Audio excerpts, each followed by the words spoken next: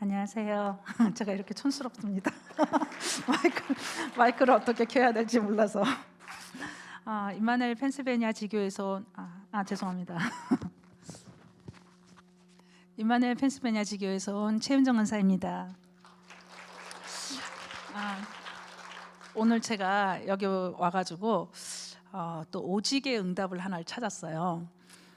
이제 유 목사님께서 그때 어디든지 가든지 오직과 유일성과 재창조의 응답을 찾아라 그랬는데, 사실 이 이 참소망 교회가 참 저하고 어떤 관계가 있는지 모르지만, 제가 지난번에 왔을 때 사모님이 저한테, 제가 사모님 만나러 잠깐 왔는데 사모님이 5분 전에, 진짜 딱 5분 전에 이번에 수요예배 간증자가 권사님이십니다 이러는 거예요. 그래서 제가 5분 전에 그 얘기를 듣고 여기 올라와가지고 그때 메시지를 했던 기억이 나요.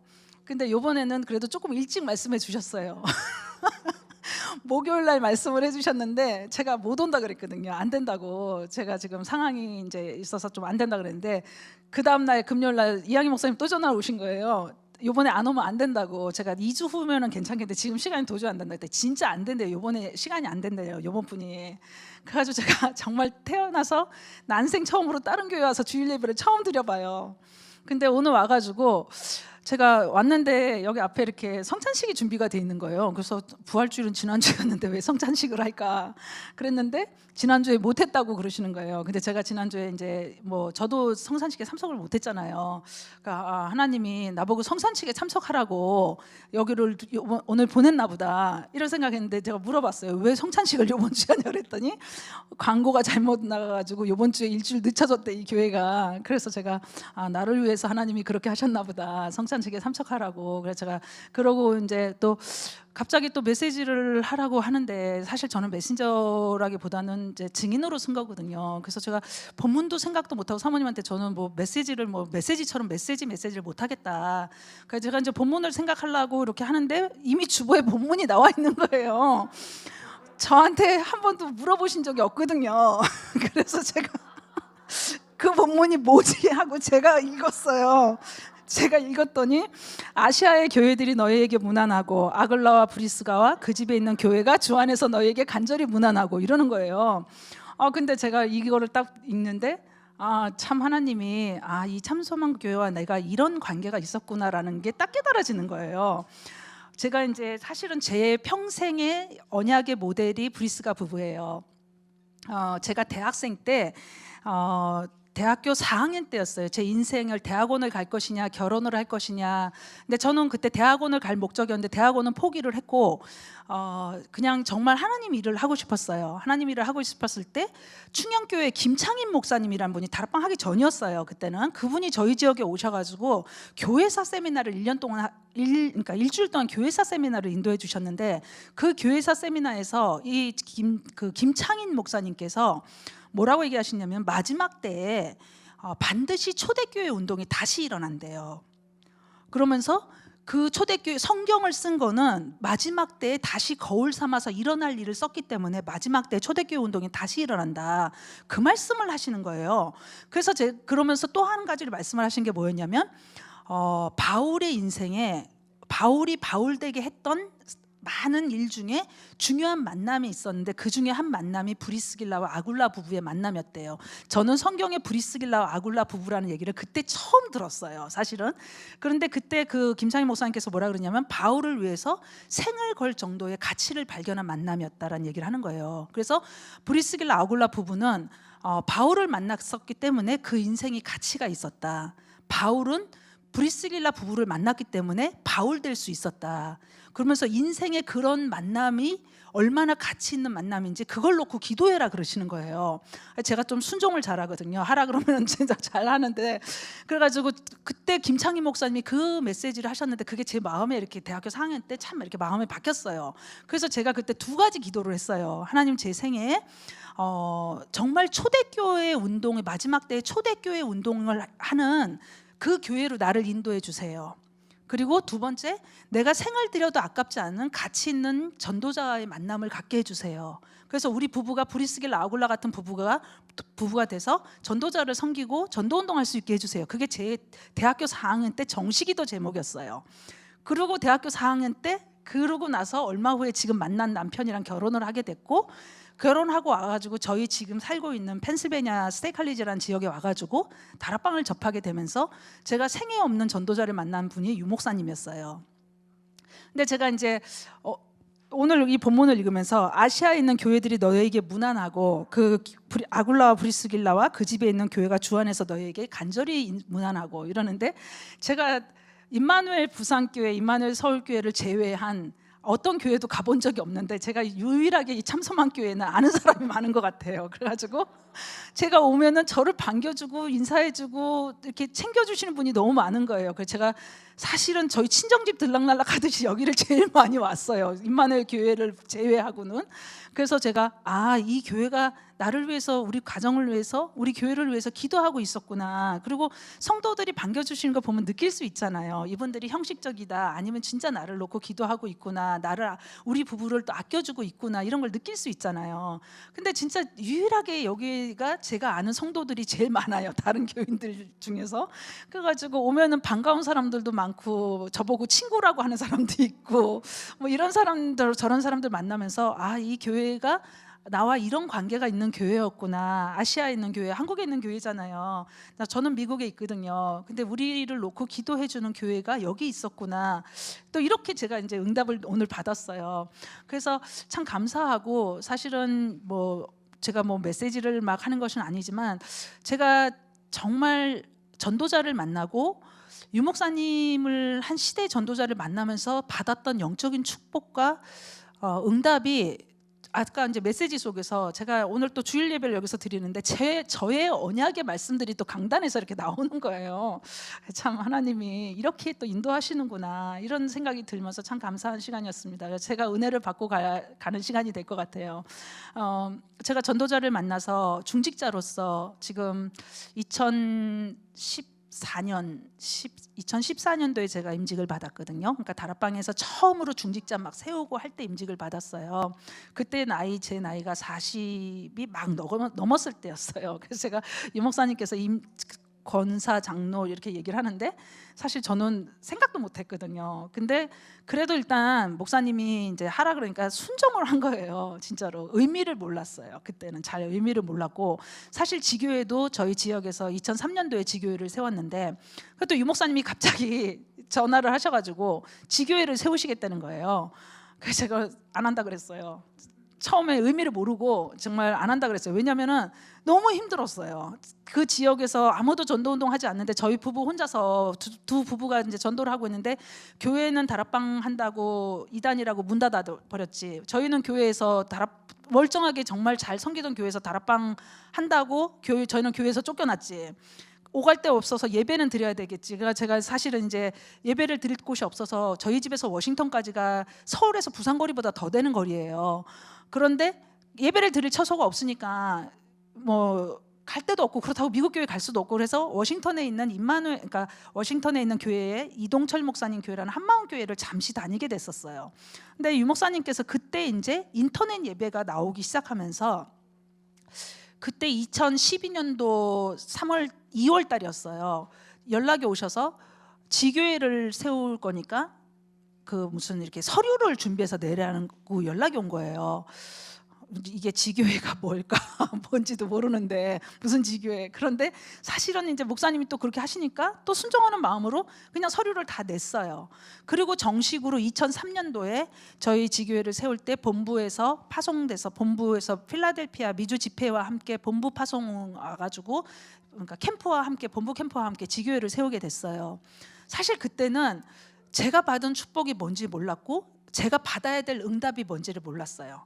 그리고 어떤 계획을 유 목사님께서 그 전도자가 가지고 이런 일을 진행하시는지 몰랐어요. 모르는 게 당연했어요. 본 적이 없고 들은 적도 없고, 메시지 속에서 사실 나왔지만 그거를 현장 속에서 제가 확인하지를 못했기 때문이었어요. 근데 제가 지금 이제 2013년도에서부터 지금까지, 그러니까 거의 한 17년이 넘었죠. 그렇게 지교회를 계속하면서 제가 느꼈던 영적인 많은 것들을 뭐라고 표현을 할 수 없는 영적인 축복이 저한테 있더라고요. 근데 제가 이제 그렇다고 해서 막 교회가 막 대역사가 일어나서 부흥이 일어나고 이런 거 아니에요. 그런 거 아닌데, 제게 어떤 하나님이 이런 영적인 축복을, 눈에 보이지 않지만 이런 영적인 축복을 예비해 놓고 저한테 그 전도자를 만나게 하셨고 지교회를 하게 하셨구나, 이런 것들이 이렇게 깨달아지는 거예요. 그때 당시에 유 목사님께서 지교회란 단어를, 제가 유 목사님을 처음 만났을 때가 1996년도였는데 LA 집회 때 유 목사님을 처음 만났어요. 그때 유 목사님이 이 집회 때 뭐라고 얘기를 하셨냐면 지교회를 평일교회라는 표현을 쓰셨어요. 그래서 초창기 메시지에 보면 평일교회라는 개념으로 얘기를 하셨고, 이때 또 뭐라고 또 표현을 하셨냐면 현장교회라는 표현을 하셨어요. 지교회란 단어를 쓰시지 않고 평일교회, 현장교회라는 단어를 쓰셨어요. 그러니까 저는 이 개념을 가지고 이제 제가 지교회를 응답을 받았던 것 같아요. 제가 이제 유 목사님께서 저한테 지교회를 하라고 얘기를, 그때 이제 2002년도에 지교회를 세우자라고 말씀을 하셨는데, 지교회란 단어는 이미 1999년부터 본격적으로 지교회란 단어가 나오기 시작했어요, 다락방 속에서. 그런데 2002년도에 저희 지역에 지교회를 세우라 하실 때 유 목사님께서 저희 부부에게 하셨던 말씀이 뭐냐면, 저희 지역에 전도운동이 한창 일어나고 있었어요. 정말 이렇게 하나님의 그러니까 역사로 지역에 교회가 하나뿐이 없어서 엄청나게 역사가 일어나고 있었는데, 그 담임 목사님이 다락방을 결단을 못하시고 문을 닫았을 때였어요. 문을 닫아서 저희는 이제 예배드릴 처소가 없었을 이럴 때였는데, 유 목사님께서 지교회를 세우라고 얘기를 하셔서 제가 싫다 그랬거든요. 안 한다고, 제가 왜 그걸 해야 되냐고 막 이랬어요. 그랬더니 유 목사님이 한마디를 딱 하셨어요. 전도운동이 한창 일어나던 지역에서 전도운동 할 수 있는 교회가 문을 닫았다. 그렇게 되면 그 지역이 어떻게 되는지 아냐라는 얘기를 하시는 거예요. 전도운동이 한참 일어나다가 교회가 문을 닫았을 때 그 지역에요, 흑암이 7배로 역사한대요. 그러니까 성경에 그 말씀 있잖아요. 귀신 왔다가, 청소된 집에 귀신이 들어왔다가 그 집을 청소하고 나니까 7배의 귀신이 들어왔다, 그 표현처럼 한 지역에서 전도운동을 하던 교회가 깃발을 들었는데, 그 교회가 깃발을 내리고 문을 닫았을 때는 사단이 총집결을 해서 7배 역사의 흑암의 역사를 한다는 거예요. 그러면서 이 지역의 우리 후배들이, 그러니까 렘넌트들이, 그때 목사님이 렘넌트라는 표현을 하시면서 렘넌트들이 어떻게 될 거라는 걸 생각을 왜 안 하냐, 이 얘기를 하시는 거예요. 사실 저는 저희 지역이 진짜 싫었어요. 제 지역이 마음에 담아지지가 않아가지고 저희 남편한테 제가 허구한 날 딴 데로 이사 가자고 졸라댔어요. 왜 그러냐면 지금은 알아요. 그때 당시는 이제 영적으로 분별을 못 해가지고 우리 지역의 흑암이 어떤 건지를 몰랐어요. 근데 제가 지금은 알아요. 근데 그때 당시, 이 당시에 제가 2002년 당시에는 진짜 우리 지역이 이해가 안 되는 거예요. 어떤 느낌이 딱 드냐면요, 여름 되면은 여름하고 학기가 되면은 막 몇십만 명이 몰려들어서 바글바글해요. 근데 12월 달이 되면 동네가 다 빈 도시 같아요.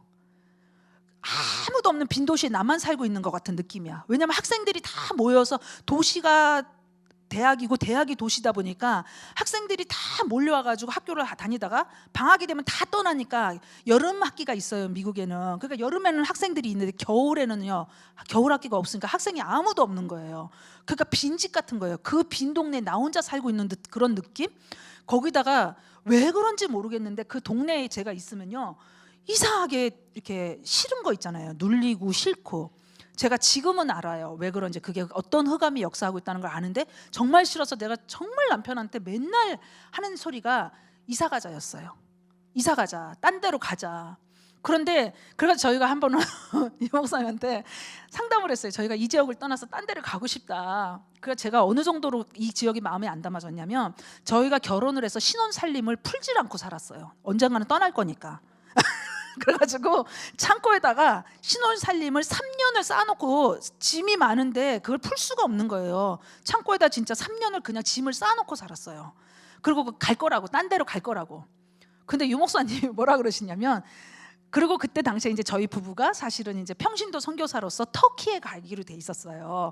그래서 터키에 이미 이제 다 가기로 다 돼 있어서, 터키에 이제 MIT 같은 공대에 남편이 교수로 가면서 저희가 평신도 선교사로 가기로 돼 있었던, 그렇게 다 약속이 돼 있었던데, 갑자기 그 터키에서 걸프 전쟁이 벌어지면서 외국 근로자 추방령이 내린 거예요. 그래가지고 그때 다시 거기를 못 가고 눌러 앉게 된 게 그냥 거의 저희 지역이었거든요. 남편이 거기 대학원을 졸업을 해서 그냥 거기 있게 됐던 거예요. 근데 원래 미국은요, 그 지역 그 대학을 졸업한 박사는 그 대학의 교수로 바로 못 돼요. 왜냐하면 같은 교수 밑에서 배우기 때문에 다른 데를 반드시 갔다 와야 되는데, 저희가 8월 달에, 미국 대학은 8월 달에 시작인데 8월 달에 터키에서 쫓겨난 거죠. 그래 다시 와가지고 대학은 직장 아무 데도 못 구하고 있는데, 그때가 8월 중순쯤이었는데 학과장이 부르더니 저희 남편한테 어디 직장 구한 적 있냐고. 그러니까 남편이 없다 그러니까 펜스테이트에 그냥 남아있으라 그러더래요. 그래서 남아있었게 된 거예요. 그때는 저희는 정말 1년만 있다 갈 줄 알았어요. 그래서 짐도 안 풀고 살고 있을 그때에 이제 사실은 저희가 유 목사님을 만나게 된 거예요. 터키에서 못 가게 되고 그 지역에 있으면서 다락방을 접하고, 다락방을 저희 담임 목사님이 잘 접하셔서 저희한테 다락방 하라 그래서 저희가 하게 됐어요. 근데 정작 그 담임 목사님은 이제 중간에 이단 바람 불고 막 이러니까 안 하시겠다고 이렇게 되고, 저희는 끝까지 하겠다고 이렇게 된 거죠. 이래가지고 그 지역이 너무 힘들고 마음이 안 품어지고 있는데 이제 유 목사님이 이 얘기를 하시는 거죠. 흑암이 역사하는 그 지역에 어떤 일이 벌어지는 줄 아냐 얘기를 하는데, 제가 차마 그걸 거절을 할 수가 없어서 그럼 지교회를 어떻게 해요? 이러고 앉아서 그냥 일단은, 그래서 제가 지교회를 이제 지교회라고 생각을 하니까, 그때만 해도 저희가 아파트에 살고 있었어요. 왜냐하면은 미국에는 집을 가지고 있으면 되게 귀찮아요. 잔디 깎아야 되지, 나무 잘라야 되지, 할 일이 너무 많은데 아파트는 다 관리를 해주니까 편하거든요. 그래서 제가 땡깡을 부렸죠. 사실은 하나님께 땡깡을 부리면서 뭐 하나님이 원하시면 하라, 나는 안 한다. 사실은 속은 이거였어요. 속은 이거여서, 하나님 무슨 아파트에서 무슨 예배를 드리고 무슨 교회를 하냐, 아파트에서는 소리 나기 때문에 찬양도 못 하거든요. 여기 못 한다고. 그러니까 하나님 원하시면 저한테 집 주시라고, 그러면 하겠다고 제가 이랬다 이러고 땡깡을 부리고 있는데, 갑자기 제 미국 친구가 저한테 오더니, 야, 제 미국이 영어 이름이 라이언인데, 라이언 너는 집 안 구하냐? 이러는 거예요. 왜? 그랬더니 너 왜 맨날 아파트에 사냐, 돈 아깝게. 집을 구하라는 거예요. 그래서 싫어 그랬더니 자기가 구해주겠다는 거예요. 미국 친구가. 그러더니 본인이 직접 나서가지고 본인 친구들을 다 대동해가지고 집을 구한 집이 지금 제가 살고 있는 그 집이에요. 몇 분들 저희 집에 와서 보시면 알잖아요. 그래서 제가 속으로 계속 집 아파트 집 하나님 주시면 하는 거고 안 하면 안 해 이러고 있는데, 갑자기 미국 친구가 집을 구하네. 근데 저는 살 돈이 하나도 없었어요. 집 살 돈이 정말 미국에서. 근데 그 집이 이제 이렇게 집을 구해놨는데, 이 집이 누가 캐시 주고 사겠다고, 미국은 절대로 캐시 주고 집을 사는 경우가 없어요. 근데 캐시 주고 사겠다고 누가 나타났다는 거야. 그래서 저는 그래 가져가라 속으로 이러고 있는데, 이 미국 친구가 이제 어찌된 일이지, 이 미국 친구가요, 자기 미국 친구들 중에 이제 융자하는 친구들을 전체를 동원시켜가지고 그 캐시 주고 사겠다는 사람을 맞고 저희한테 100% 융자를 해준 거 있죠. 100% 융자를 해주면서 그 집을 사게 하는 거예요. 그래서 제가 속으로 하긴 해야 되나 보다 이러고 있었어요, 사실은. 그런데 그때 제가 이제 워싱턴에 이제 한마음교회를 나가고 있을 때였는데, 하나님이 얼마나 원하셨는지, 워싱턴에 제가 이렇게 운전을 하고 가는데 교통사고가 정말 크게 났어요. 교통사고가 너무 크게 났는데, 운전하고 가다가 이렇게 핸들이 빠진 거예요. 제가 그날 술 마신 것도 아니고 뭐 아무것도 한 것도, 카톡 한 것도 아닌데 핸들이 운전하다 이렇게 빠져보니까 제가 얼마나 놀라겠어요. 그래가지고 제가 운전을 하는데, 그날이 아직도 잊혀지지가 않아요. 2001년 12월 31일이었어요. 그리고 2002년 송고영신 예배를 딱 들어가기 바로 하루 전날이었던 거죠. 마지막 예배를 드리고 올라오는데 그날따라 조금 느낌이 이상하더라고, 제가. 그래서 저희 남편하고 애들하고 제가 같이 데리고 올라갔던, 예배드리러 올라갔던 제 제자들을 남편 차로 먼저 보냈던 거예요. 그냥 당신 차로 먼저 가라, 나는 좀 마무리하고 새해 준비하고 가겠다 이러고 갔는데, 차가 그때 벤이었는데 차가 운전하는데 이렇게 차에서 핸들이 쭉쭉쭉 빠지는 거야. 그러더니 너무 놀래가지고 제가 그러면서 정신을 잃었는데, 교통사고가 깨어나 보니까 교통사고가 엄청 크게 난 거죠. 엄청 크게 났는데, 제가 마침 이렇게 시트벨트를 안 했어요. 시트벨트를 안 했는데 몸이 공중에서 붕 떠가지고 운전석에서 그 옆좌석 있잖아요. 옆좌석에 이렇게 밴이니까 옆좌석이 좀 자리가 공간이 넓었단 말이에요. 그 옆좌석에 그 다리 이렇게 있는데 그 공간에 제가 끼어 있었어요. 그리고 에어백이 전체로 다 터지고 차가 중앙분리대 하이웨이 495라는 큰 하이웨이가 있거든요. 그 하이웨이 중앙분리대를 치고 반대 방향에서 사중 충돌로 차가 먼저 선 거야. 근데 제가 시트벨트를 안 하는 바람에 몸이 공중에서 붕 떠가지고 이제 떨어졌잖아요. 그래서 살았대요. 의사가 저보고 너무 운이 좋았다는 거야. 시트벨트를 했으면 내장 파열로 죽었을 거라는 거예요. 그래가지고 그때 어떤 일이 벌어졌냐면 이날 이렇게 돼가지고 제가 이제 티켓을 띄었는데 무슨 티켓을 띄었냐, 범죄형 티켓을 띄었어요. 레크레스 드라이브라고 해가지고 그 범죄형 티켓을 띄어가지고 법정 출두가 하게 된 거예요. 그게 뭐냐면은 이제 내가 고의적으로 범죄를 하기 위해서 티켓, 그러니까 사고를 낸 거다, 이런 이제 최고 티켓을 띈 거죠. 저는 사고였는데. 그래가지고 그때 이제 미국 변호사를 고용을 해가지고 사실은 이제 이제 처음엔 변호사를 구하지 않고 법정에 그냥 갔어요. 그랬더니 어떤 결과가 나왔냐면 1년 감옥이 나온 거예요. 1년, 그러니까 센텐스 1년 프리즌 센텐스가 나온 거예요. 그게 뭐냐면 이제 1년 감옥에 가야 되는 거야. 그러니까 다락방 목사님들, 워싱턴 목사님들이 최윤정 권사 옥중서신 쓰겠네 이러면서 전부 다 저를 놀리는 거예요. 근데 제가 솔직히 말해서 바울은 감옥 갔던데 저는 못 가겠더라고. 도저히 못 가겠어요. 그래서 제가 트라이를 다시 하겠다, 다시 재심을 해달라고 요청을 해가지고 변호사를 구해가지고 다시 그 재심을 했던 날이 2002년도 3월 달이었어요. 3월 6일인가 뭐 이랬을 때였어요.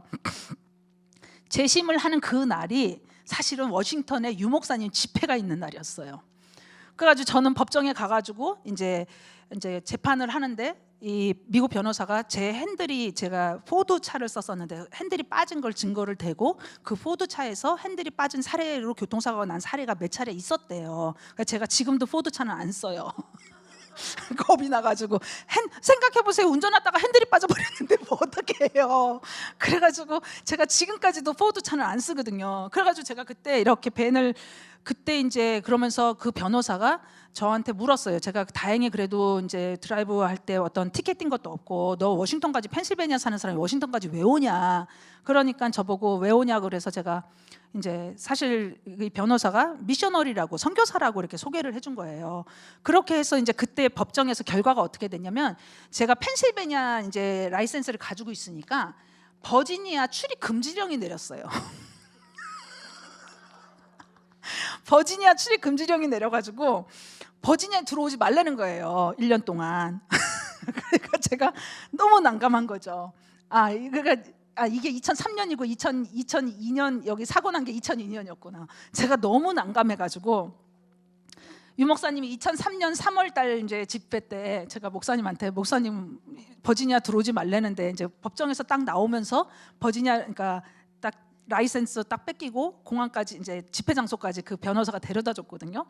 버지니아 들어오지 말라는데 어떡하죠? 너 어디 가서 예배 드려요?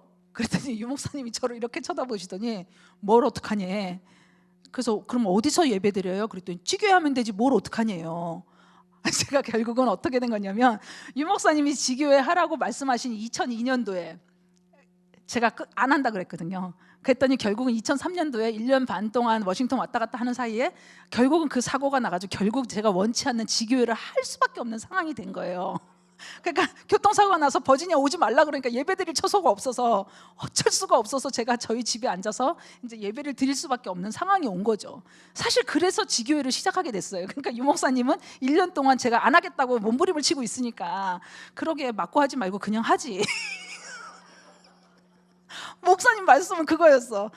근데 저는 막 속상한 거예요. 하기 싫은데 내가 이걸 왜 해야 되나. 안 그래도 다락방 접해가지고 이단이라는 소리 때문에 동네에서 5만 대만 핍박을 다 받았는데 내가 거기다 지교회까지 하면 나보고 어쩌라는 건가. 그러면서 제가 하나님 앞에서 막 원망을 했어요. 진짜로. 하나님, 내가 언제 이런 거 한다 그랬냐고. 저는 하나님 앞에서 평범하게 산다 그랬지 이게 왜 내가 이런 삶을 살아야 되냐고 막 원망을 막 하는데, 어느 날 저한테 하나님이 세미한 음성으로 말씀을 하시는 거야.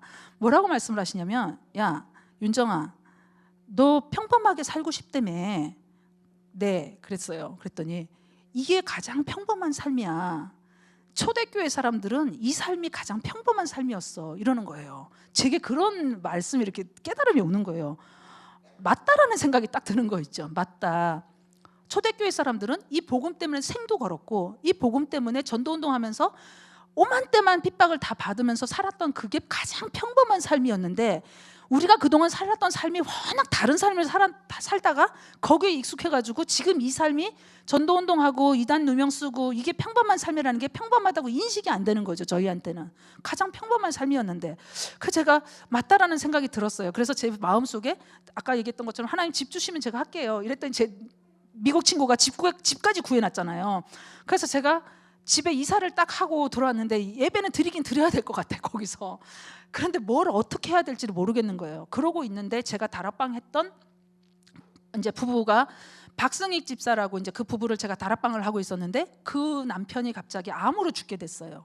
그래가지고 제가 이 지교회 하나를 세우면서 얼마나 사단이 영적 싸움을 싸웠는지, 사단이 제 목숨 노려서 교통사고 나게 해서 저 죽이려고 했죠. 거기다가 제가 사역하는 사람 암으로 갑자기 죽어가지고 그 장례식 치렀죠. 그러더니 그 와이프가 또 갑자기 남편 죽고 나니까, 제가 사역하던 사람인데 남편이 갑자기 죽고 나니까 우울증에 걸려가지고 또 자살 시도했죠. 그러니까 제가 이 지교회 하나를 여는 과정 속에 사실은 정말 죽을 고비를 몇 번을 넘기고 내 주변에 생명을 앗아가는 그런 사건들이 계속 벌어진 거예요. 제가 속으로 이게 뭘까? 이게 뭔데 이렇게 사단이 역사를 하나. 근데 제가 나중에 이제 시간이 지나면서 알게 됐던 거예요. 이 지교회가 유 목사님 말씀하셨던 아까 이 평일교회, 현장교회, 이게요 지교회인데 지역교회라는 뜻이거든요. 지역의 흑암을 꺾는 교회였던 거예요. 그러니까 이게 단순하게 그냥 예배드리고, 근데 저는 솔직히 그때만 해도 예배의 의미를 정말 잘 몰랐던 것 같아요. 지금도 사실은 제가 다 안다고는 말할 수 없지만, 우리가 한 장소에 모여서 예배드릴 때 얼마나 흑암이 꺾인다는 거를 사실 잘 몰랐어요. 어느 정도로 저희 동네가 흑암이 역사를 하는 동네냐면요, 저희 동네가 펜실베니아 주예요. 거기에 펜실베니아 주가 이렇게 미국 지도에 이렇게 돼 있으면 가장 중간에 있는 동네가 저희 동네거든요. 미국 주정부가 워싱턴에 세워지기 전에 제일 먼저 미국의 주정부가 세워졌던 데가 펜실베니아예요. 거기에 필라델피아였어요.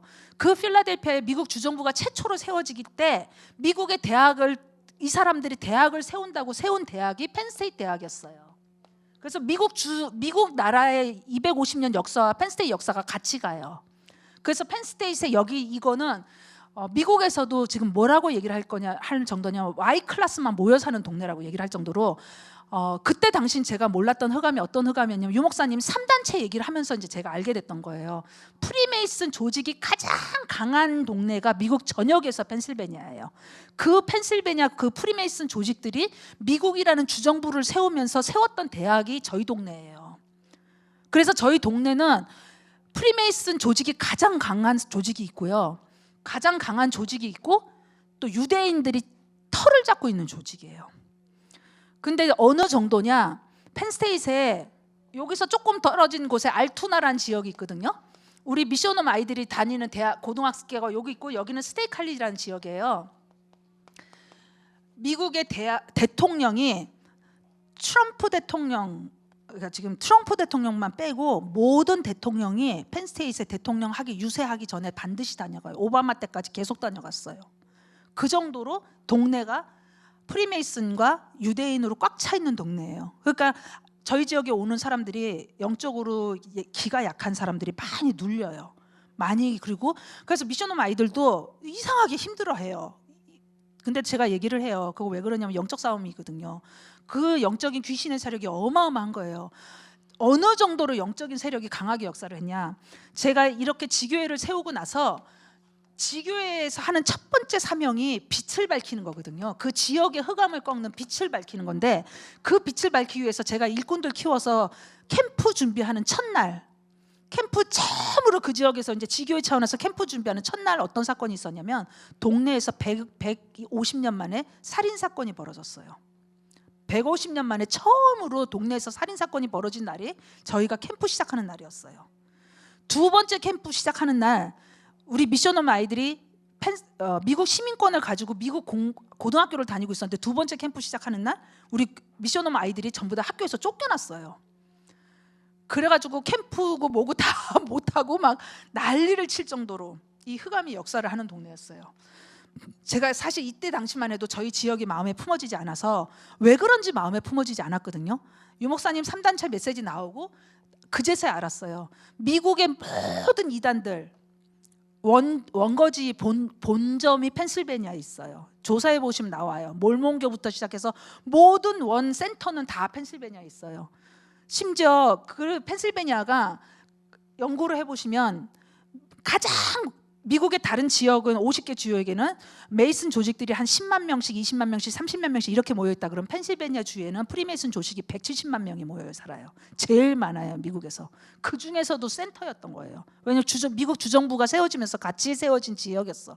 미국 주정부가 제일 처음에 세워질 때 정말로 제가 연구한 결론은 프리메이슨에 의해서 세워진 나라가 맞아요. 중간에 유대인들이 낀 이유는 프리메이슨이 워낙 핍박을 받으면서 우리가 학교 다닐 때 종교 자유 때문에 미국으로 넘어왔다 그러지만 그 종교 자유가 사실은 메이슨 조직들에 의해서 같이 넘어왔는데 그때 사실은 어떤 이유인지는 모르겠지만 핍박이 심하니까 유대인들 엘리트들 단체로 공약을 하기 위해서 이 사람들이 엘리트들을 대거 수용을 했을 때 유대인들이 엘리트로서 동참을 많이 하게 됐던 것 같아요. 제가 메이슨 성전을 가서 결과를 본 결과는 그렇거든요. 저희 동네가 사실 그런 동네예요. 프리메이슨의 센터라고 할 정도로 그렇게 강한 메이슨 조직이 역사를 하고 저희 동네의 모든 땅과 건물을 유대인 3사람이 주인이라고 170년 동안 유대인 3사람이 땅을 쥐고 있다고 할 정도로 유대인 조직이 강해서 어느 정도냐? 달력에 유대인의 공식 공휴일 있잖아요. 공식 공휴일이 저희 동네 달력에 다 이렇게 찍혀 나와요. 그래서 초막절 되면은 실제로 동네에 초막절 짓고 유대인들이 거기서 살고 있는 것도 볼 수가 있는 동네예요. 그 정도로 그게 강한 동네예요. 이런 흑암이 역사하고 있는 동네에서 전도운동이 일어났다가 이게 문을 닫았단 말이야. 그러니까 저희가 전도운동을 그 조그만 동네에서 전도운동을 할 때 자그마한 역사를 봤는데도 핍박이 장난이 아니었거든요. 그러니까 얼마나 핍박이 강하면 교회가 문을 닫을 정도로 핍박을 있었단 말이에요. 그런데 거기에다 대고 내가 지교회 안 하겠다 그러니까 유 목사님 딱 이 말씀을 하신 거예요. 전도운동이 시작되다가 문을 닫은 지역에 흑암이 얼마나 역사할 줄 아냐. 그 땅에 사는 우리 후부대들이 렘넌트들이 어떤 고생을 하고 살아야 될지 생각이 안 드냐. 제가 정말 그때도 그래서 제가 진짜 그 전도자의 그 한이 저한테 이렇게 전달이 돼서 제가 그 말씀에 순종을 했어요. 나는 여기서 뭘 잘하고 뭘 열심히 하고 뭐 전도를 많이 해서 뭐 교회를 부흥시키고 그거 아니다. 저희가 그렇게 마음을 먹었어요. 유 목사님이 저한테 그러셨어요. 나는 너네들한테 큰 부흥을 하라고 얘기하지 않는다. 대단한 전도를 하라고 얘기하지 않는다. 여기서 빛을 밝히고 있어라. 빛을 밝히고 있으라는 얘기를 하시는 거예요. 그래서 제가 빛을 밝힐 수 있는 유일한 방법은 할 수 있는 거는 예배뿐이 없었어요. 예배. 가장 흑암이 무너지는 것이 예배였잖아요. 그래서 저희가 지역에서 했던 것이 뭐냐? 유 목사님 영상 틀고 그냥 저도 일단 워싱턴에 못 가니까 예배를 드려야 되니까 그러니까 제가 예배를 드려야 되니까 어쩔 수 없이 인터넷 지금처럼 틀고 그냥 유 목사님 메시지를 그대로 예배를 드렸어요. 근데 제가 참 요번에 코로나 사건을 보면서 기가 막힌 시간표가 왔다는 생각이 들었던 게요. 그전에는 저희가 저희 지역에서 영상으로 예배를 드리잖아요. 그러면 많은 사람들이 익숙하지가 않았어요. 근데 지금 영상 예배 드리는 거 익숙하지 않는 사람 대한민국 전역에 아무도 없어요. 코로나 때문에 모든 사람이 영상 예배 드리는 게 다 익숙해져 버렸어요. 저희 지역에서 저희가 딱 했던 게 뭐였냐면 영상 틀었어요. 저희 집에 TV가 없어요. 모니터 하나 사놓고 유 목사님 영상 메시지 나오니까 영상 그것 그대로 틀고 제일 처음에 테이블에 앉아서 남편이랑 저랑 우리 식구들끼리 앉아서 예배 드렸어요. 예배 어떻게 드렸냐? 그냥 메시지 듣는 게 아니라 본 영상에서 찬양하면 저희도 같이 찬양하고 헌금할 때 같이 헌금하고 축도할 때 같이 축도 받고 뭐 이러면서 그냥 예배 드렸던 거예요. 그리고 예배 드리면서 저희가 그 지역에 진짜 오늘 메시지에서 목사님 말씀하셨어요. 그 지역에 흑암의 근원지가 있다. 제가 그걸 발견한 게 이거였던 거예요. 프리메이슨과 유대인. 그걸 발견하기 전까지는 저는 저희 지역이 품어지지 않았어요. 진짜로.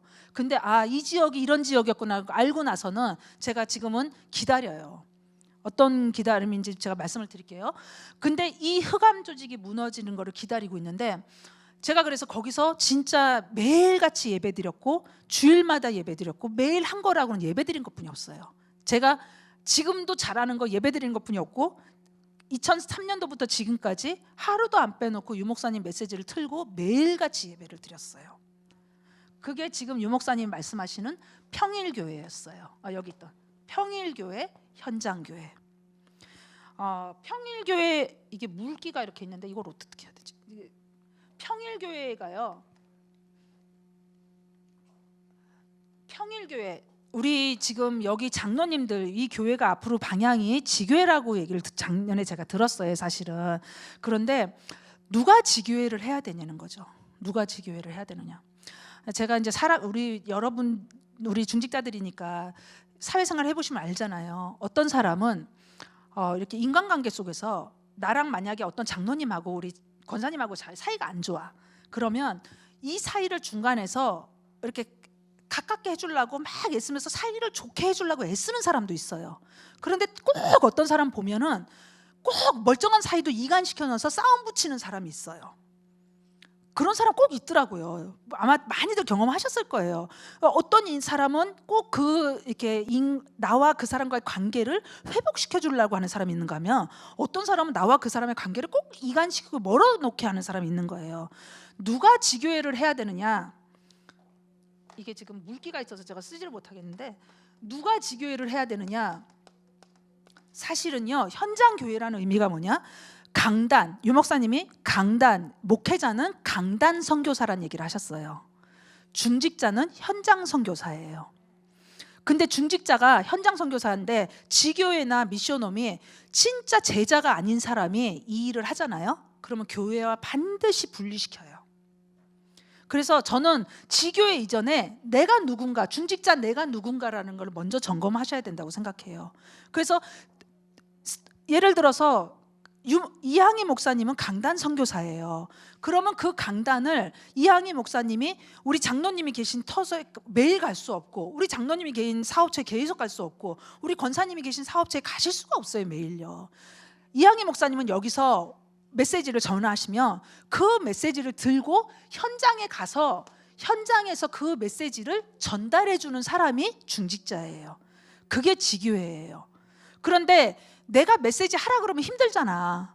그런데 지금 얼마나 좋아요. 코로나 때문에 모든 사람이 줌으로 영상으로 예배 드릴 수 있어요.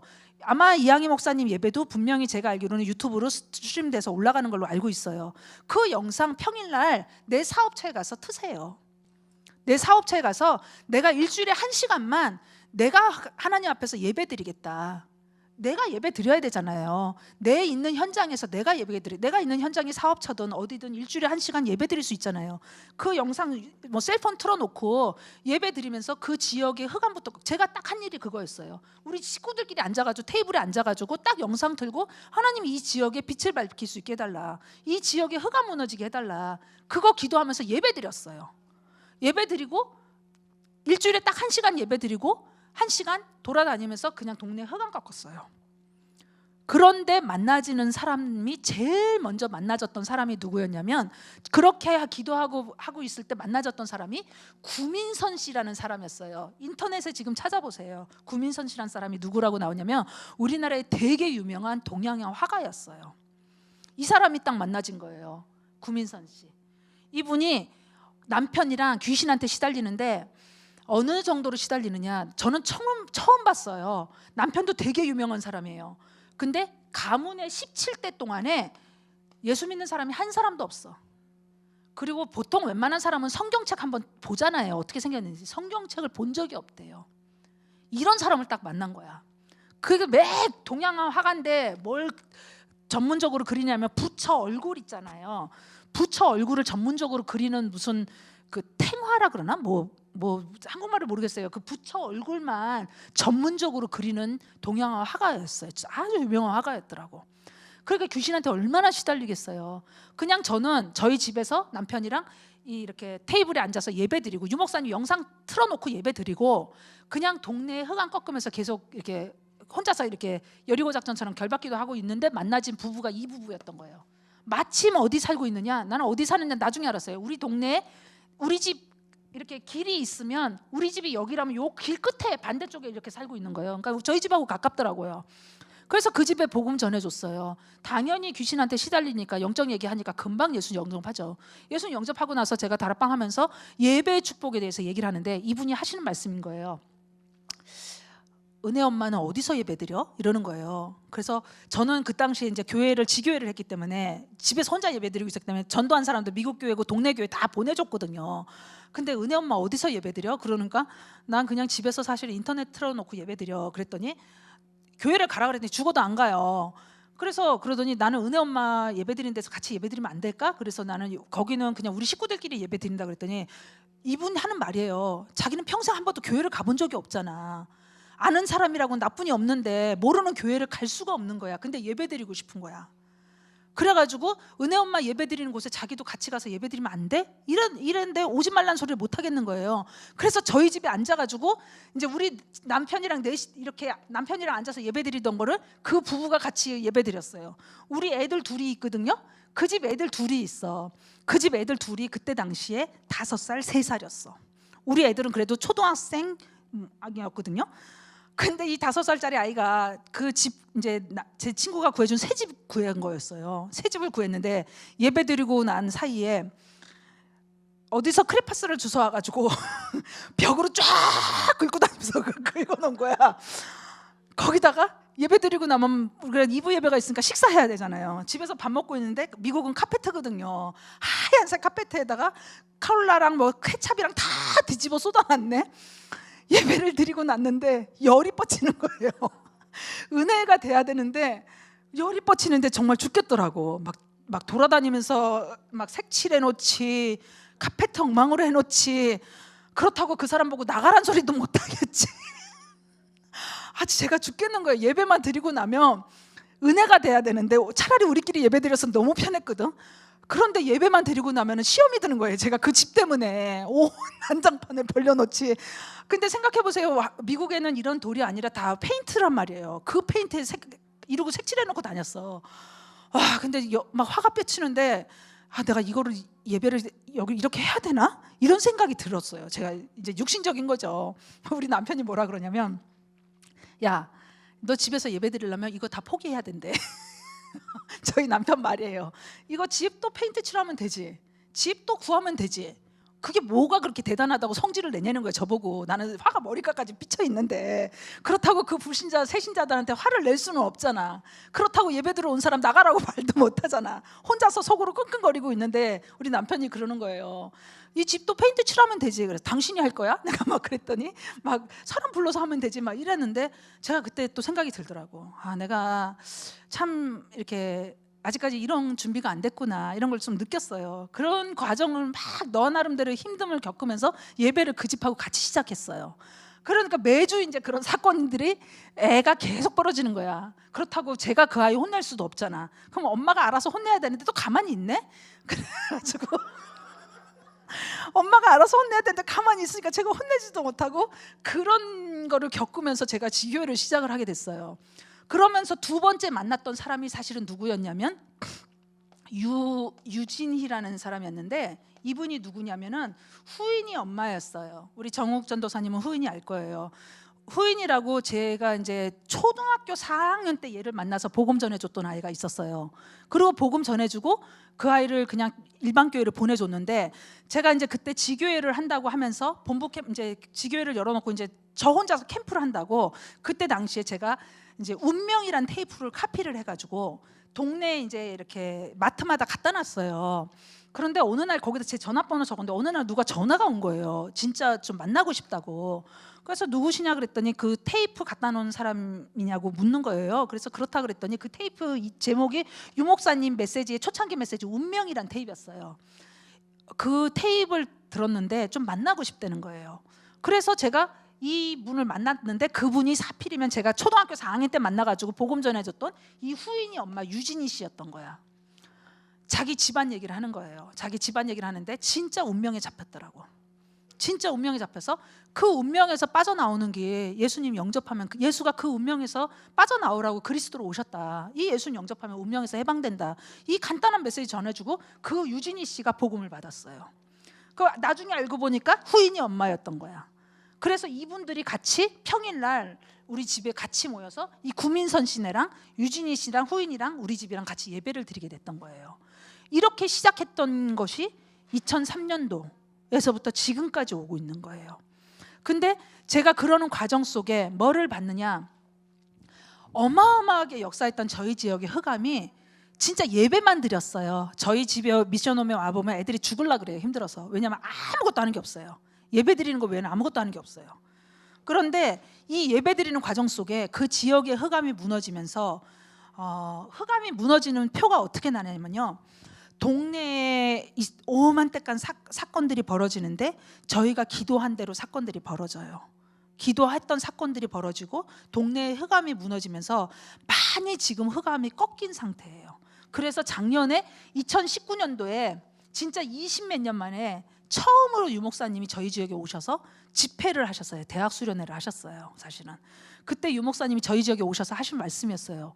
동네가 너무 편안하다고. 그러면서 유 목사님 뭐라 그러고 가시고 가셨냐면, 미주 집회 와가지고 이렇게 편안한 거를 느낀 건 처음이었대요. 그거를 유 목사님만 말한 게 아니라 비서들까지 다 그렇게 얘기해요. 모든 다른 지역에 가면은 교인들끼리 싸우고 교회 문제가 너무 많아가지고 그거 해결해 주라고 복잡한데, 저희 지역엔 렘넌트들 뿐이 없으니까, 렘넌트들 보니까 뭐 싸울 일이 없잖아요. 우리 교회라고는 다락방 교회라고 우리 교회뿐이 없으니까 싸울 일도 없는 거야. 그러니까 목사님이 유 목사님 오셔가지고 보통 골프 안 치셔요. 목사님 집회 가시면. 근데 저희 동네가 공기도 정말 좋고 날씨가 정말 좋아요.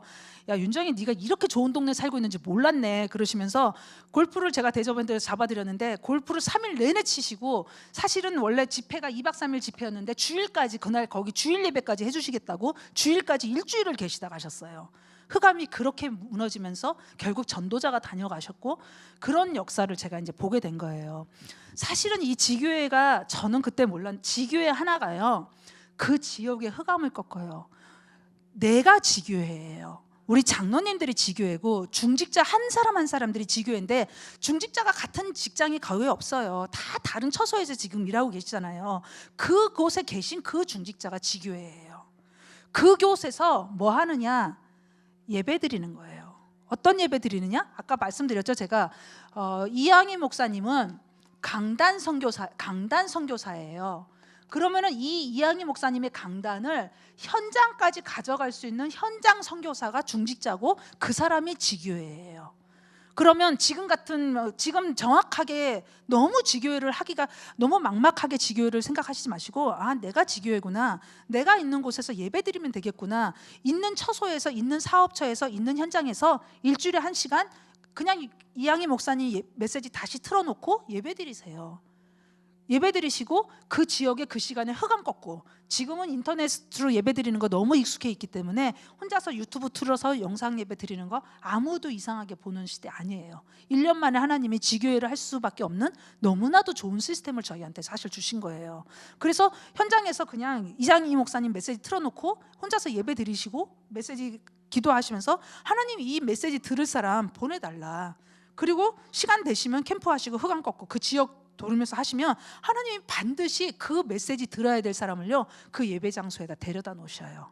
반드시 나를 통해서 하셔요. 내가 그 지역에 그 깃발을 들기만 하면. 아까 말씀드렸던 것처럼 누가 지교회를 하느냐가 제일 중요한 거죠. 이간시키는 역할을 하는 사람이면 지교회하면 안 돼요. 정말 목사님의 제자가 중직자로 서서 지교회를 하면요 반드시 그 현장에는 하나님이 사람 붙이십니다. 그래서 제가 그거의 증인으로 섰어요. 제가 여기에 왜 나왔냐면, 사실 작년 7월 달에 나왔어요. 작년 7월 달에 제가 작년 7월 달에 이제 유 목사님이 갑자기 전화가 오셨어요. 연락이 오셔가지고 좀 급하게 한국을 좀 나와줬으면 좋겠다. 그래서 왜 그러냐 그랬더니 나와서 얘기를 해주겠대요. 그래가지고 사실은 그때 이제 코로나가 막 시작되고 우리는 한국에 안 나올 계획이었는데 나왔어요. 나와가지고 지금까지 사실 못 들어갔어요. 제가 여름옷 들고 가방 한 달 있을 거라고 여름옷 들고 나와가지고 사실 지금까지 못 들어갔고, 지난주 목요일 날 드디어 이제 제가 맡은 일이 끝났어요. 사실은 나왔던 일이 뭐였냐, 지금 메시지 들으셔서 아실 거예요. 지금 우리 단체에서 외부 감사 준비하고 있는 거. 근데 유 목사님이 이 외부 감사를 준비할 수 있도록 이제 우리 안에 다락방 안에 재정을 좀 정리를 해달라는 거였어요. 제일 먼저 맡은 게 이제 RUTC 25년 역사를 제가 이제 재정과 행정을 정리를 했고, 렘넌트 천국 WRC 1996년부터 했던 재정 행정을 정리를 했고, 드디어 지난 목요일 날 그 일 끝나자마자 곽 사모님이 저한테 여기 오라고 전화하신 거예요. 그 목요일 날 드디어 선교 천국 것까지 정리를 다 끝났어요. 그래서 사실은 지난 7월 달에 나와가지고 제가 지금까지 근 9개월 동안 여름옷 들고 와가지고 겨울옷 사 입고 가을옷 사 입고 이제 봄옷까지 사 입을 상황이 돼가지고 여기서 집을 구하고 이제 사실은 그 재정 정리를 했어요. 저는 이제 처음에 왔을 때는 한 달이면 될 줄 알았던 그 일이 와서 보니까 정말 입에 담지도 못할 과간한 상황이었어요. 과간이었는데 제가 유 목사님한테 결론적으로 얘기를 했어요. 목사님, 이때까지 다락방이 여기까지 온 거 하나님의 은혜였습니다. 근데 지금 목사님이 237 메시지를 하시고 얘기를 하시니까 이제는 237 이 수준으로 갈 수 없으니까 하나님이 행정과 재정을 재정비하시는 것 같습니다라고 얘기를 했어요. 유 목사님 계속 메시지 하시잖아요. 이 코로나 우리 단체 때문에 하나님이 허락하신 일이라고. 이게 코로나였기 때문에 이게 가능했지, 그렇지 않았으면 또 가능하지도 않았어요. 근데 사실은 재정 감사를 안 하면 안 될 수밖에 없는 저희 단체에 사실은 사안이 좀 있었어요. 문재인 대통령 정권에서 다락방을, 이게 완전히 좌파더라고요, 문재인 정권이. 그래서 다락방에 대해서 굉장히 이렇게 좀 이렇게 나라에서 이렇게 뒤져라 치라는 식의 이미 이렇게 지시가 내려진 상태였고, 그래서 여의도 순복음교회, 충영교회 이렇게 다 걸렸잖아요. 근데 그렇게 해서 우리 단체가 걸려지면 사실은 우리 단체는 안 그래도 이단 소리 듣고 있는데 단체가 끝이 나요. 진짜로 나라에서 치기 시작하기 때문에 그거를 사실 유 목사님이 먼저 그냥 시간을 벌기 위해서 우리가 자발적으로 그 정보를 누가 우리한테 빼준 거죠. 그래서 우리가 자발적으로 그러니까 외부 검사하겠다 이렇게 신청을 하게 된 거였던 거예요.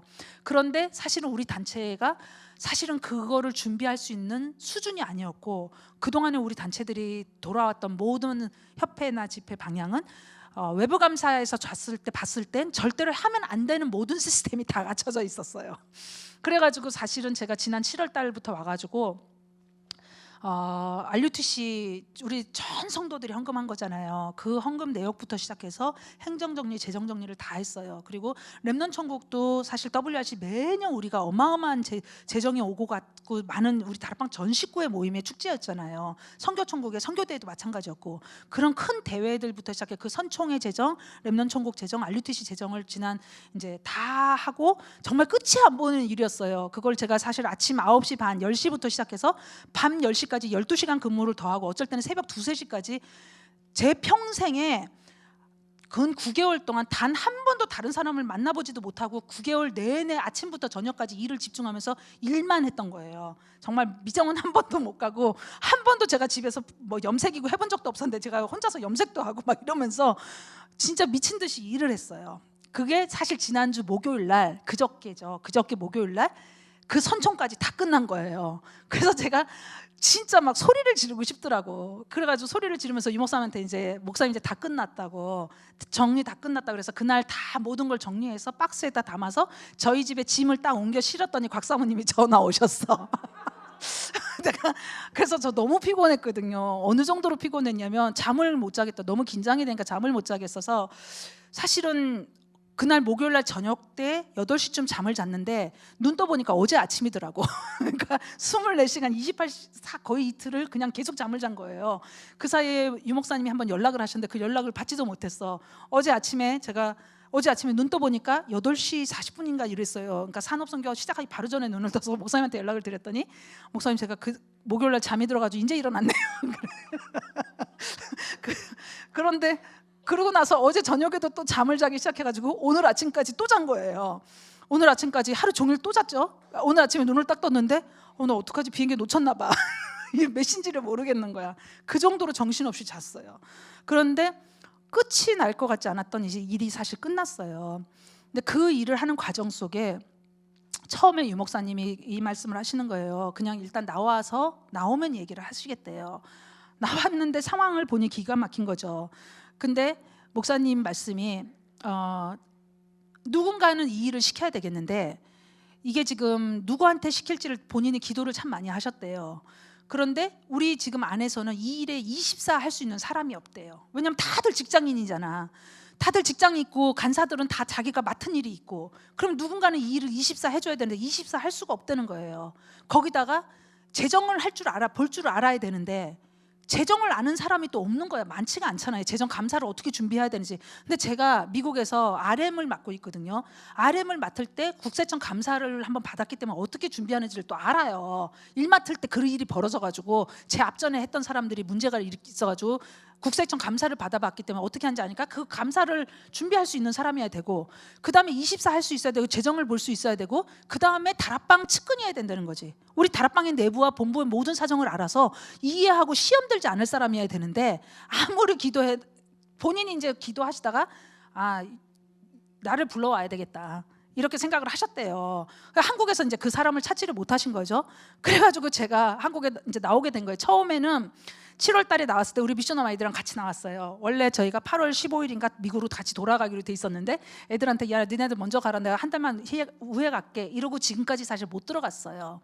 못 들어갔던 그 많은 과정 속에는 사실 일도 많았지만 감사하려면 최근 5년 것만 준비를 하면 되는데, 사실은 이제 저희 단체가 이게 다락방의 역사고 RUTC와 랩넌트 운동은 다락방의 역사잖아요. 그러니까 유 목사님 이왕 정리하는 김에 처음부터 다 정리하려고 그래가지고 선총 거, 랩넌트 천국 거, RUTC 거를 25년 역사를 다 정리를 한 거예요. 왜냐하면 목사님이 그게 정리가 돼야 우리 후대들 앞에 긴 역사의 자료로 남길 거라고, 남아야 되는데 정리가 필요했는데 어차피 할 김에 그냥 해라 해가지고 지금까지 하게 된 거였어요.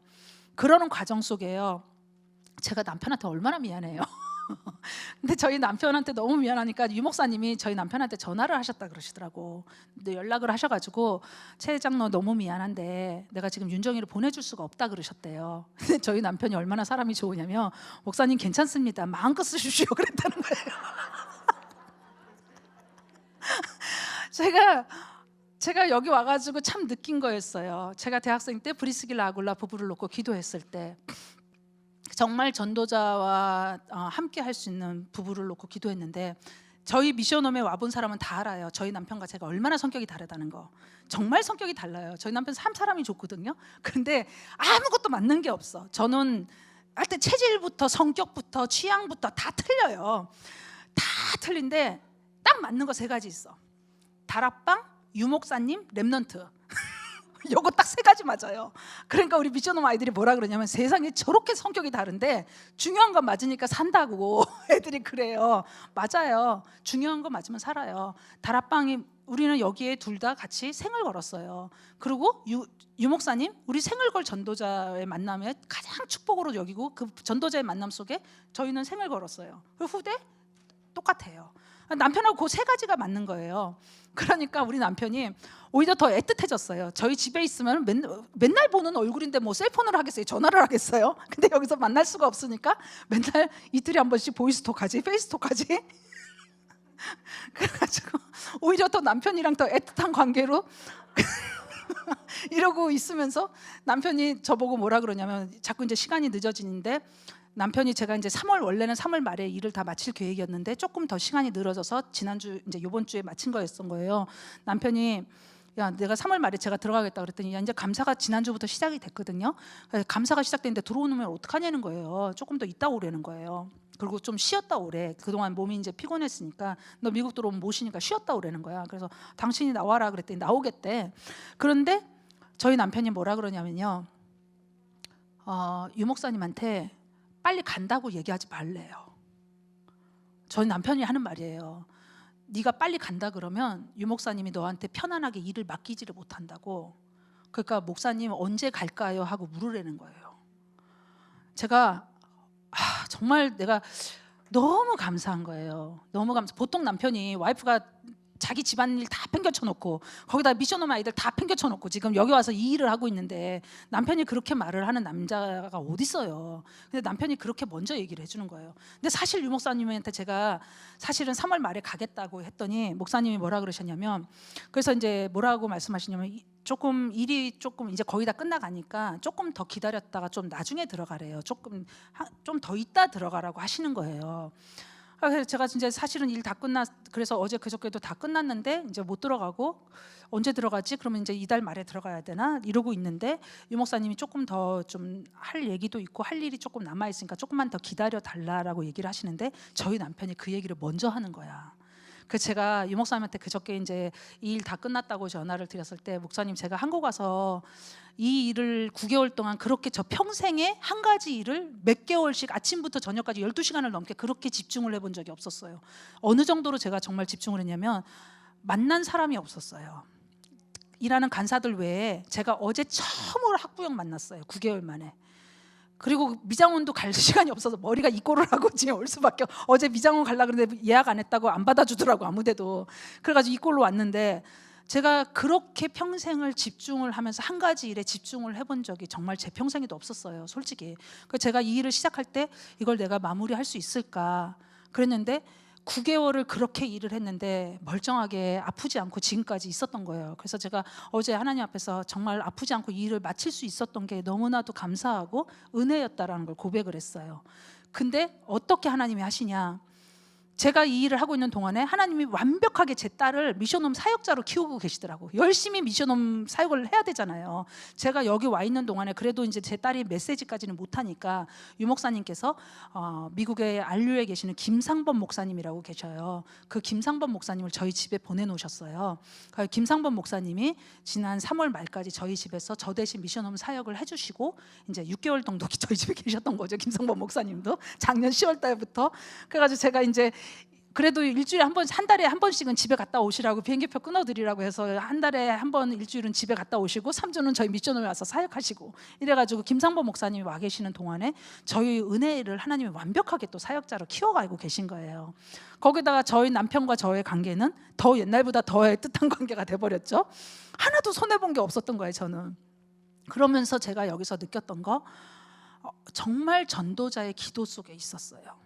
제가 목사님한테 정말 그 고백을 했어요. 제가 지금까지 있었던 많은 시간 속에 아프지 않을 수 있고 이 일을 마칠 수 있었던 거, 그리고 전도자가 기도 속에 얼마나 당신이 지금 이 일이 심각한 일이었으면 다락방에 사안이 걸린 문제라고 얘기를 하셨어요. 그리고 다락방의 역사 속에 남을 거라고 목사님이 얘기를 하셨어요. 그래서 제가 덕분에 목사님이 저한테 약속을 하셨어요.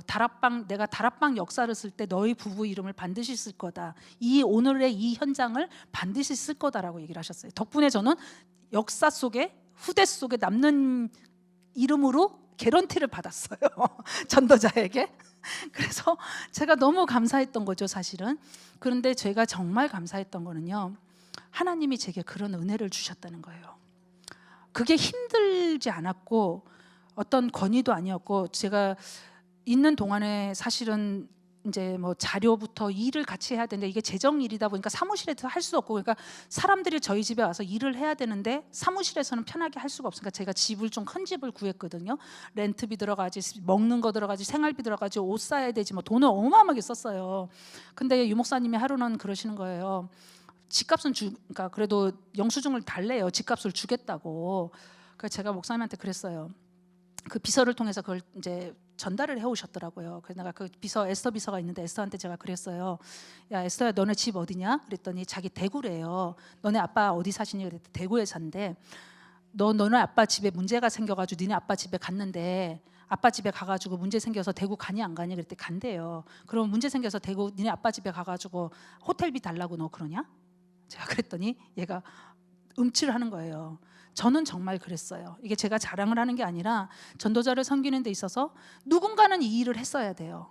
누군가는 이 일을 했어야 되고 어차피 했어야 될 일에 하나님이 누군가를 해야 되는 그 일에 나를 전도자께서 세워주셨다는 거 그 자체에 그냥 감사했어요. 누군가가 해야 되는 그 일이었다면 그 일에 하나님이 나를 써주신 거, 할 수 있다고 하나님이 여기셨기 때문에 써주신 거 감사했던 거예요. 그런데 그걸 뭘 돈 받고 일을 해요? 내가 여기 와서 본부 일한다고 무슨 돈 받고 일을 하고 뭐 생활비를 받아요? 아니잖아요. 니네 아빠 집에 에스더한테 야 니네 아빠 집에 문제 생기면 너 돈 받고 가서 일하냐? 나 영적인 유 목사님 내 영적인 부모예요. 영적인 아빠예요. 이 본부에 문제가 생겨서 와서 해야 되는 일, 당연한 일인데 내가 무슨 돈을 받고 일을 하냐? 당연히 내 돈으로 하는 거지. 당연한 헌신이었어요. 정말 당연한 거. 그 당연한 거를 마음속에 당연하게 여길 수 있었고 감사함으로 여길 수 있었고 남편이 그걸 이해해 줄 수 있었고 그거 할 수 있는 내 시간과 환경이 됐다는 거 감사한 것뿐이었어요.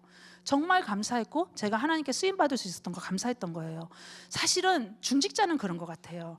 중직자가 교회에서 뭘 헌신을 하고 많은 헌신을 할 수밖에 없어요. 가장 큰 헌신은 전도자에게 있어서 그 중직자를 생각했을 때 전도자가 참 안심이 된다. 그 전도자가 중직자를 생각했을 때 참 고맙다. 그 유목사님이 저한테 자꾸 미안하다 그러시는 거예요. 왜냐하면 본인 입장에서 미안하신 거예요. 어머니 사람 불러다가 지금 이런 생고생을 시키고 있으니까 그러니까 미안하죠. 그래서 제가 목사님한테 화를 냈어요. 목사님 다시는 미안하다는 소리 하시지 마시라고. 남이냐고. 뭐가 미안하냐고. 제가 막 이랬어요. 그랬더니 유 목사님이 내가 이제 다시는 너한테 미안하다는 소리 안 하겠다고 그러시는 거예요. 목사님 당연한 거예요. 목사님 제자로서 중직자로서 누구라도 해야 되는 이 일은 당연한 거 아니냐. 제가 당연하다 그랬어요. 하나님이 저한테 그런 은혜를 주셨어요. 그래서 저도 이번에 제가 또 느꼈던 게 정말 결혼을 잘했다는 거 느꼈어요. 그래서 제가 유 목사님한테 목사님 저희가 정말 결혼을 잘한 것 같아요. 그랬더니 유 목사님 맞다 그러시더라고. 최규선은 처음부터 끝까지 다 변함이 없대요, 사람이. 그러면서 정말 잘했다고 그러시는 거예요.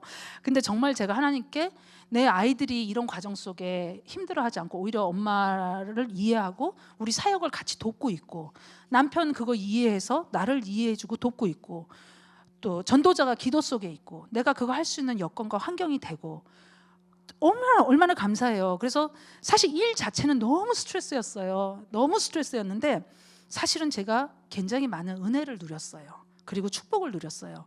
저는 정말 중직자가 뭘까라는 걸 많은 생각 속에 이번에 가장 많이 중직자에 대해서 좀 느꼈던 것 같아요. 정말 중직자는 당연한 일을 하는 사람이에요. 그 교회에 필요한 당연한 일을 하는 사람, 그 교회의 전도자에게 당연한 일을 하는 사람, 또 그 지역에 당연한 일을 하는 사람이에요. 뭘 특별한 걸 하는 게 아니었어요.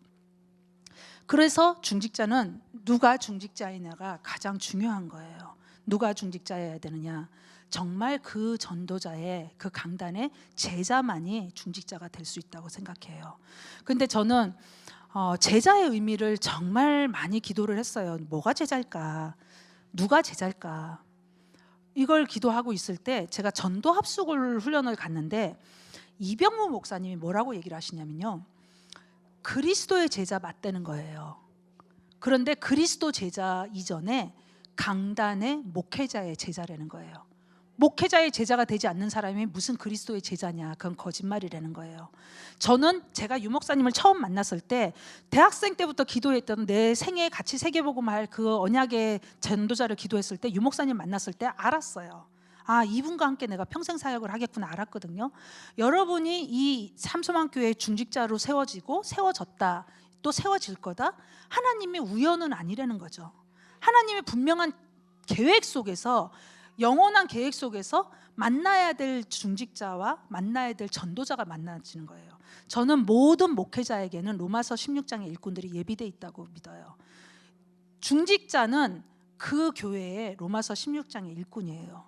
그 전도자의 로마서 16장의 일꾼인데 내가 강단에 말씀의 그 주의 종의 제자로 서지 않고 그 강단의 제자로 설 수 없는 사람은요 현장의 제자로도 아까 현장교회 제자로 절대로 설 수가 없어요. 왜냐? 내가 그 강단의 은혜를 못 받는데 어떻게 그 메시지를 전달을 하겠어요?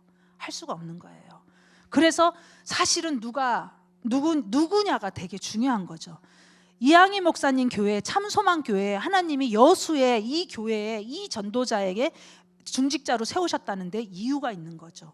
그 이유를 진짜 나의 천명으로 붙잡은 사람은요 중직자는 가장 축복된 자리예요. 제가 그걸 느끼는 거예요. 유 목사님이 미국을 놓고 기도하실 때 저는 확신해요. 누구를 놓고 기도하시는지. 저와 저희 현장을 놓고 우리 미션홈과 렘넌트를 놓고 기도하신 거 확신을 하거든요. 그분의 전도자의 날마다 기도 속에 제가 있다는 거 알아요. 교만이 아니라 확신이에요. 그리고 또 전도자도 그렇게 말씀하시고, 근데 그거 왜 그러느냐? 제가 중직자였기 때문에 그래요. 전도자의 기도 속에 중직자라는 게 어떤 이미지일까? 또 중직자가 전도자를 바라볼 때 그 전도자는 어떤 이미지일까를 생각했을 때, 전도자가 내가 이 일을 이 사람한테 맡겼을 때 이 사람이 시험 들면 어떡하지? 이 사람한테 이 얘기를 하면 이 사람이 시험 들면 어떡하지? 이러면 중직자 제자는 아니에요. 유 목사님이 저한테 무슨 얘기를 하셨냐면요, 어떤 사람은 얘기를 하면 내가 이 얘기를 하면 저 사람이 시험 들면 어떡하나 고민이 된대요. 근데 이 최규선, 최윤정 부부 보면 뭔 소리를 해도 삐지지 않는데, 저 원래 성격이 삐지는 성격이 아니거든요. 소리 지르고 싸우면 싸웠지 삐지진 않아요. 제 성격이 너무 이렇게 막 여자들 꽁하고 막 삐지고 정말 싫어하는 성격이에요. 저는 이렇게 그냥 좀 성격이 좀 그런 성격이 못 돼서 옛날부터도 여자들 같은 여자 같은 공주 같은 스타일을 좀 싫어했어요. 그런데 그러니까 이렇게 잘 삐지거나 이런 스타일이 아니에요, 웬만해서는. 근데 전도자가 저한테 그러는 거예요. 이 부부는 뭔 소리를 해도 삐지지를 않는데, 그러니까 제자래요. 그 말이 맞아요. 근데 어떤 장로를 생각하면은 이 사람한테 이 얘기를 하면 너무 조심스럽대요. 혹시 이 얘기를 하면 이 사람이 시험 들까? 저 얘기를 하면 저 사람이 삐질까? 그래서야 무슨 제자가 되겠냐고 이러시는 거예요. 맞아요. 여러분들이 이 참소망교회 이항희 목사님 교회 중직자라면 그 전도자가 여러분의 이름을 생각하고 얘기를 했을 때 어떤 거라도 이 사람한테 내가 얘기하면 이 사람은 나를 이해해 줄 거야, 이 부탁을 하면 들어줄 거야, 마음 편하게 할 수 있는 사람이어야 된다는 거죠. 마음 편해야 되고, 그리고 내가 그렇게 되기까지 그 전도자의 만남 속에서 저는 정확하게 이 전도자와 나와의 만남 속에 어떤 이명계약이 있다는 정확한 이명계약을 가지고 있거든요. 그리고 하나님이 왜 만나게 하셨다는 걸 알고 있거든요. 이항희 목사님 교회 참소망교회 이유 없이 하나님 보내시지 않으셨어요. 정말 기도하셔서 이 전도자와의 만남 속에 내가 이 교회에서 중직자로서 서야 될 이유가 뭔지에 대한 정확한 천명을 붙잡지 않으면요, 그 헌신은 노력하는 헌신이 돼요. 그 헌신은 당연하고 기쁜 헌신이, 내 마음속에 진짜 하나님이 담아주셔서 기뻐서 하는 헌신이 아니라요, 억지로 해야 되는 헌신이 되는 거예요. 그래서 저는 요번에 깨달았어요. 또 깨달았어요. 중직자, 정말 전도자가 생각할 때 어떤 일이라도 맡길 수 있는 사람, 전도자가 생각할 때 마음 편한 사람, 그 사람이 지역에서 흑암도 꺾고 지역에서 당연히 해야 될 일을 하는 거죠. 내 업을 가지고 당연히 해야 될 전도자를 섬기고 물질로서도 섬기고 봉사 뭐 다른 방향 여러 가지 섬기는 방향으로 섬기는 거, 내 업을 가지고 섬기는 거죠. 또 내가 교회에서 섬기는 거죠. 교회와 내 업과 현장, 교회와 내 업과 현장 속에서 그 전도자와 교회와 현장에 당연히 해야 될 일을 하는 사람이 중직자라는 생각이 들었어요. 그러니까 지교회는 누가 지교회냐? 내가 지교회예요. 그 중직자가 서 있는 그 사람, 그 현장이 지교회예요. 그 중직자와 함께 예배드려드리는 그 현장이 지교회예요. 가장 중요한 것은 그 중직자가 지교회예요. 그 중직자가 이항희 목사님 참소망교회의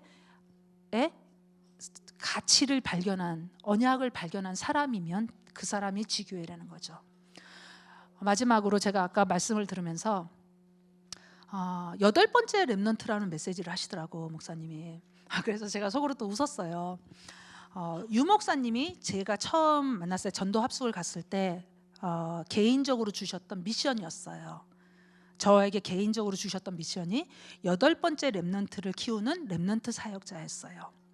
그래서 저희 미션홈을 열었을 때, 미션홈을 열었을 때 저희 미션홈의 모토가 복음 엘리트예요.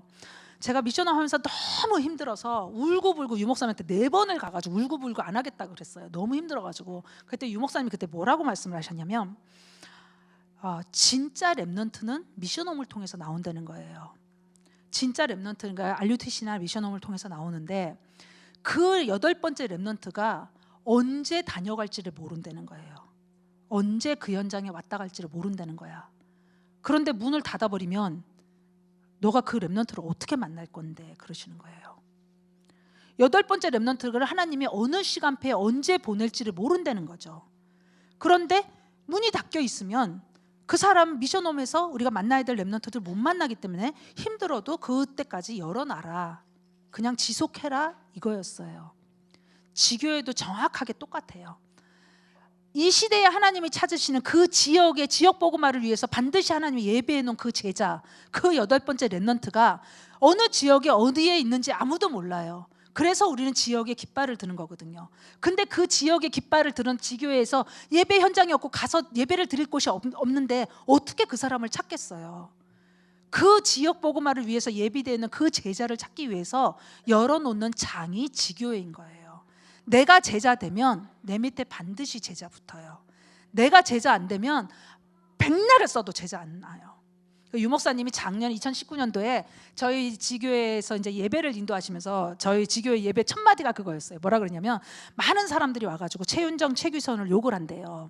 왜 욕을 하냐면 미션홈 하다가 나가거나 지교회에서 하다가 나가면 자기네들 잘못보다는 상대방의 잘못을 얘기하고 가잖아요. 그러니까 이런저런 얘기를 한다는 거예요. 특히 최윤정 권사를 조금 더 욕을 한대요. 그러면서 목사님이 그러시는 거예요. 왜냐면 제가 좀 까다롭다고. 까다로운 게 아닌데 까다롭대요. 왜냐면 당연히 해야 될 걸 하다 보니까 애들한테 잔소리도 하고, 저희 남편은 그래 잘해 이러기만 하지만 저는 그럴 수가 없거든요. 엄마 입장이다 보니까 야단도 치고 때로는 다듬어도 주지만 야단도 치고 하다 보니까 좋은 소리만 할 수가 없단 말이야. 그러니까 최원정 거사를 조금 더 욕한대. 그런데 많은 사람들이 와서 자기한테 그 얘기를 하면 유목사님 하신 말씀이에요. 자기가 이렇게 하고 싶은 말이 꼭 있대요. 너네들이 그렇게 욕하는 그 최은정 권사, 최유선 장로 밑에는 끊임없이 제자가 올라오는데 네 밑에는 제자 있냐라는 소리를 여기까지 하고 싶은데 못한다. 이렇게 말씀을 하시는 거예요. 딱 그렇게 말씀하셨어요. 목사님이 뭐라고 말씀하셨냐면, 제자 아무리 못해도 열매가 사람 열매로 말을 한다는 거죠. 제자가 끊임없이 올라오고 있는 현장이라는 거죠. 지금 다락방 안에도 사실 교수들, 요원들 중에 중요한 인물들, 정말 사실은 이게 교만은 아니지만 저희 부부 펜세이스를 거쳐가서 저희가 사역했던 제자들이에요. 지금 다락방 안에서도 되게 중요한 역할들을 많이 하고 있어요. 유 목사님이 그걸 아시고요. 유 목사님께서 지금 다락방 안에서 중요한 교수 요원들 전부 다 이 부부 밑에서 나온 제자들이라고. 니네들은 그렇게 욕하지만 니네 밑에는 한 명도 제자가 안 올라오는데 니네들이 욕하는 저 부부 밑에서는 끊임없이 제자가 올라오고 있다. 그 얘기를 하셨어요. 제가 오늘 이 얘기를 자랑하려고 하는 게 정말 아니에요. 알아주셨으면 좋겠어요. 지교회가 뭔지를 설명하기 위해서 드린데, 내가 제자 되잖아요. 내 밑에 반드시 제자 올라와요. 저는 유 목사님 제자예요. 그렇기 때문에 제 밑에 끊임없이 제자가 올라오는 거예요. 여러분이 아까 말씀드렸던 그 현장에 흑암을 무너뜨리기 위해서, 빛을 들기 위해서 깃발 들고 예배드리고 계시면, 나 혼자서 예배드리고 계시면 돼요. 그러면 하나님이 그 지역 복음화 하기 위해서 예비된 제자를 어딘가는 보내야 되는데 누구한테 보내겠느냐는 거지. 누구에게? 어딘가는 보내야 되잖아요. 제자 키워야 되잖아. 누구에게 보내겠느냐는 거죠. 갈 곳이 있어야지 가죠. 다리가 있어야지 그래도 건너가지. 그래서 유 목사님이 평일교회, 현장교회, 가교회라는 거는 브릿지 역할이거든요. 이 브릿지가 부러져 있으면 못 하잖아요. 이 다리가 문 닫고 있으면 못 하잖아요. 못 찾아가잖아요. 제가 아까 말씀드렸던 것처럼 이 다리가 브릿지 역할을 해줘야 되는데 이간질해. 그리고 더 멀어지게 해. 그러면 안 되잖아요. 그래서 누가 지교회를 하느냐가 되게 중요한 거죠. 그런데 내가 이 강단에 참소망교회의 이양희 목사의 제자로서, 중직자로서 지교회를 하면요, 그 지교회는 반드시 하나님이 그 지역 복음할 또 다른 제자를 반드시 붙이신다는 거예요. 내 밑에서 제자가 없다.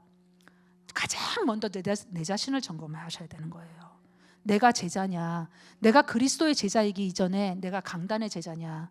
내가 그리스도의 제자이기 이전에 이양희 목사의 제자냐? 점검하셔야 된다는 거죠. 하나님이 반드시 그 중직자가 서 있는 그 흑암 꺾는 그 현장, 그 지교회에는요 반드시 사람을 붙입니다. 제가 그 증인인 거예요. 제가 뭘 잘했다 잘못했다 이 차원이 아니라, 제가 유 목사님의 제자로서 지교회, 임마누엘 펜실베니아 지교회를 시작했을 때 제가 영적으로 느꼈던 일이었어요. 내가 제자이기 때문에 하나님이 제자를 붙이시지만 지역의 흑암이 예배드리는 과정 속에 꺾여가고 있는 거죠. 근데 그게 또 언제 어떤 제자라, 언제 내 1000명처럼 8번째 렘넌트가 언제 어떻게 지나갈지 모르기 때문에 미션홈이란 장도 열어놓고 지교회란 장도 열어놓고 저희는 그냥 예배드리는 거예요. 하나님이 가장 기뻐하시는 예배를 제가 중심으로 드리고 있을 때, 예배자로서 제가 하나님 앞에 섰을 때, 전도자의 제자로 섰을 때, 말씀 앞에 섰을 때, 그 사람이 서 있는 장소가 지교예요. 그 사람이 지교인데 그 사람 밑에는 또 다른 제자를 하나님이 붙이신다는 거죠. 그 제자는요, 정확하게 강단 또 따라가요. 신기하더라고요. 신기할 정도로. 가리키지 않았는데 예배만 드리거든요. 근데 그 강단에 똑같이 은혜 받고 똑같이 응답 받고 그래요. 그래서 중직자 여러분들이 어렵게 지교회를 생각하시지 마시고, 첫 번째 내가 누구냐, 내가 왜 하나님이 이양희 목사님 교회 참소만교회 중직자로 세우셨느냐, 내가 여기 강단에 제자로 서야 되겠다. 그거 되시면 내가 지교회로 서시는 거예요. 그러면 내 있는 현장에서 당연히 해야 되는 거, 중직자로서 당연히 해야 되는 거, 빛을 밝히고 전도하는 거 당연한 거잖아요. 그 당연한 거 하기 위해서 예배드리고 있으면 그 예배 처소에 하나님이 함께 예배드릴 또 다른 사람을 붙이신다는 거죠. 지금은 정말 그냥 인터넷 틀어놓고 예배드리셔도 아무 문제 없는 시대가 왔어요. 그래서 어렵게 생각하시지 마시고 그 영적인 축복을, 그렇게 해서 지교회를 응답을 받고 있을 때는요, 전도자가 기도를 안 할 수가 없어요. 생각해 보세요. 그 현장에서 내 메시지 선포하고 있고 예배가 드려지고 있는데 어떻게 기도를 안 해요? 그러니까 유일하게 미국 현장에서 임마누엘 지교회로 유목사님 메시지 틀고 있는 현장이거든요. 저 현장에. 그러니까 유목사님은 날마다 기도 속에 기도를 안 하실 수가 없는 거라. 그런데 또 렘넌트 사역한다고 미션홈 하고 있으니까 기도를 하실 수밖에 없는 현장이죠. 그러니까 저는 너무 당연한 축복이었던 거예요. 당연한 영적인 축복, 전도자의 기도 속에 있는 축복, 전도자가 믿고 맡길 수 있는 중직자의 축복, 사실 제가 누렸던 응답이에요. 그래서 근데 이제 이게 저는 시작인 것 같아요. 제가 처음에 유목사님 만났을 때 정말 천명처럼 붙잡았던 단어 미국 복음화였어요. 세계 복음화, 미국 복음화인데 이제 시작이겠구나라는 생각이 또 들어요. 제가 오늘 이 현장에 앉아서 2가지 기도했어요. 아까 예배드리면서 유목사님이 6월 13일 날 다녀가신다는 얘기를 들었어요. 호남 복음화는 제 책임 아니에요. 그러나 후대 복음화, 세계 복음화는 우리 같은 언약을 가지고 있어요. 하나님, 이 교회가 유목사님의 제자 교회가 되게 해주세요. 그 기도를 드렸어요. 이양희 목사님의 제자로서, 세계복음화 속에서 유목사님의 제자교회로서 함께 할 수 있는, 그래야 저 아시아의 교회가 브리스길라 아구발라 부부에게 무난했다. 우리 같이 한 팀으로 한 동역자로 일할 수 있잖아요. 그래서 제가 아까 그런 응답을 누리면서 앉아서 이 교회를 놓고 정말 하나님, 이양희 목사님, 광명석 사모님, 유 목사님이 참 제자로서 이 교회가 제자교회가 될 수 있게 해달라. 정말 올바른 지교회 흑암 꺾어서 중직자로서 당연하게 해야 될 전도운동이 되어지는 교회 되게 해달라 기도했습니다. 하여튼 감사드리고 뭐 특별히 메시지라기보다는 증인으로서 섰는데 불편한 거 있으셨다면 죄송하고, 또 하나님이 또 하실 말씀을 전하셨다고 믿습니다. 감사합니다.